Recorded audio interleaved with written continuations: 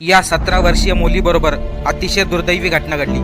11वीचा paper होता, paper देऊन आली आणि आई वडिलांना बघण्यासाठी शेतामध्ये गेली आणि त्याच ठिकाणी हिच्याबरोबर दुर्दैवी घटना घडली। नेमकं काय घडलं हे पाहण्या अगोदर चॅनलवरती नवीन असेल तर सबस्क्राईब आणि फॉलो नक्की करा। पालघर जिल्ह्यातील विक्रमगड येथील ही घटना। अश्विनी विनोद रावते, वय वर्ष 17 असे या मुलीचे नाव। 17 वर्ष अश्विनी ही मन्नोर मधील SP मराठी विद्यालय आणि ज्युनियर कॉलेजमध्ये इयत्ता 11वी मध्ये शिकत होती। आज अश्विनी दुपारच्या दरम्यान 11वीचा पेपर देऊन घरी आली, परंतु त्यावेळेस घरी आई वडील नव्हते। ती आई वडिलांना शोधण्यासाठी जवळच असलेल्या शेतामध्ये गेली।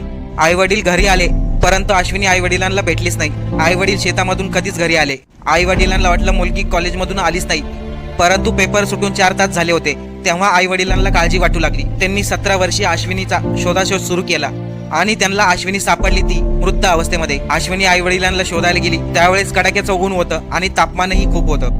याच उन्हाचा तिला फटका लागला आणि तिचा दुर्दैवी